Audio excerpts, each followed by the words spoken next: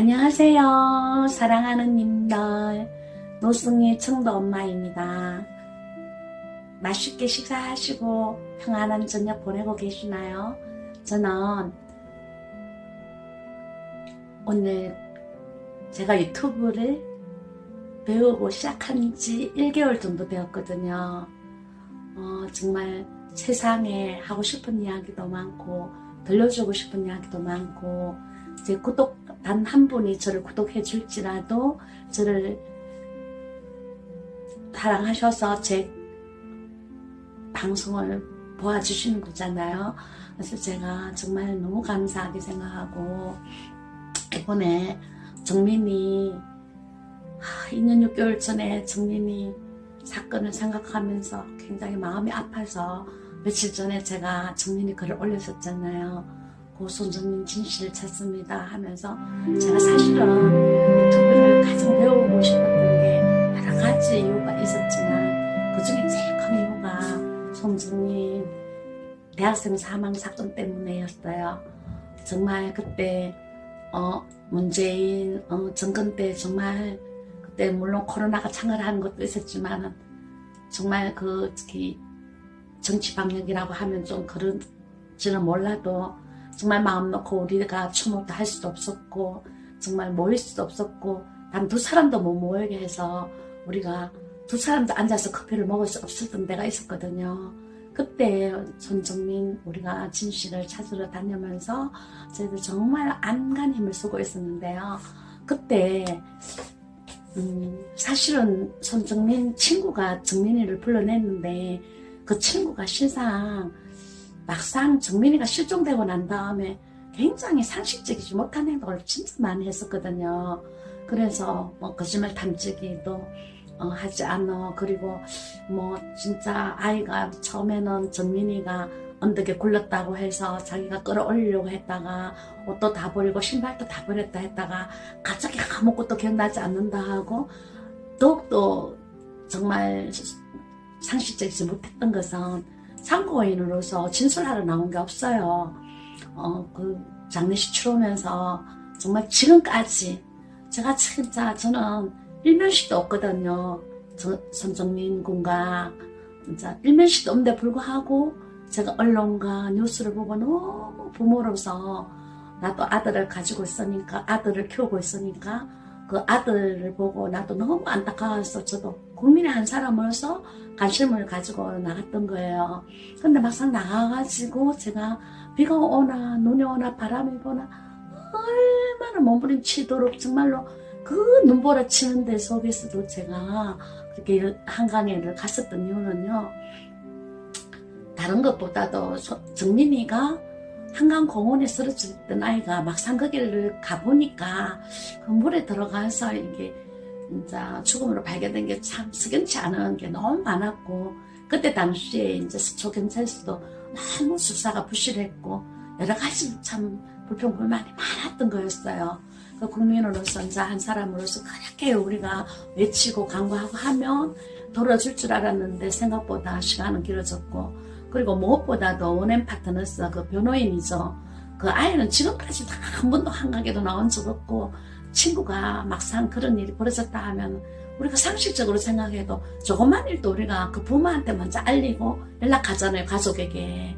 왜냐하면 같이 술을 먹었던 아이가 없어졌는데, 예를 들어서 그러면은 먼저 자기가 해야 되는데, 모든 이 부모는 손정민 군 부모에게는 아무것도 알리지 않고 본인의 부모를 먼저 해서 그 한강을 다 공원을 돌아다닌 거 하면 그 새벽에 그 시간에 석연치 않은 게 한두 가지가 아니에요. 그것보다도 더욱더 한 것은 사실 제가 국민으로서 손정민 군하고 일면식도 없잖아요. 제가 사실 이 아이 뭐 이름도 몰라요. 물론 이름 안다 쳐도 현재 본인이 안 나왔기 때문에 저희들이 그 이름을 부를 수 없는 일이고, 그냥 부르기 편하게 동석자로 또는 우리가 친구 A라고 표현을 했거든요. 근데 저도 고소를 당했어요. 어떤 고소를 당했냐 하면은 반진사에 제가 너무너무 이제 손정민 군 아버님이 너무 안타깝고 안 되었더라고, 같은 부모로서. 그래서 제가 정민이한테 편지를 썼거든요. 정민이한테 편지를 쓰면서 이런 철면피를 어떻게 하면 좋니? 그 한마디가 명예훼손이라는 거예요. 모욕죄라는 거예요. 억울한들 죽은 정민이만큼 억울할까요? 나는 너무 솔직하게 말하니까 괘씸하고 그래서 이제 경찰이 철면피라는 게 명예훼손이 될 수도 있다고 그러길래 내가 명예훼손 되면 저는 끝까지 갈 거라고 내가 듣도 보도 못한 아이고 더구나 투명인간도 아니고 한강에서 내가 그렇게 연설을 하고 그렇게 한번 봐서 정민이가 어떻게 해서 그렇게 됐냐고 이야기를 해달라고 할 때 아무도 보이지 않고 변호인 뒤에 숨어 있다가 지금 본인이 지금 고소한 게 아니라 변호인이 고소했다. 아무리 대리인도 좋지만 그렇게 고소를 했다 하니까 제가 이제 참 우리나라 법원 희한한 게 뭐냐면은 제가 사실 나이가 좀 있잖아요. 근데 일단은 고소가 했으니까 그렇게 진술하고 조사받고 해도 뭐 이제 그걸 끝이에요. 무고죄라고 뭐 같이 고소할 수 없다고 그러는 거 해도 너무 머리가 아프고 참 억울했거든요. 그래서 우리가 이제 어떤 정말로 도와주고 싶어도 이렇게 이제 번거롭게 하지 말라고 일부러 이제 우리 보고 이제 한번 이제 뭐 골치 아프면 이제 국민으로서 같이 그렇게 안 하겠지 생각하고 이렇게 고소한 것 같아요. 정말 나쁜 거거든요. 나는 그 친구가 내 유튜브 제 방송을 봤으면 좋겠어요. 진짜 그러면 안 돼. 나도 아들 키우시면 우리 아들이 그러더라고요. 엄마 상식으로 이해가 가냐고 그러더라고. 상식으로 이해 안 간다 그러더라고. 그 자식 뭐 우리가 술 한잔 먹으면 예를 들어서 친구 어떤 애 있으면 119에 신고하고 난리도 아니지. 가만히 있고 숨었다가 그냥 이제 변호사를 대동하고 엄마 그렇지 않아요. 우리 아들도 그렇게 얘기를 하더라고요.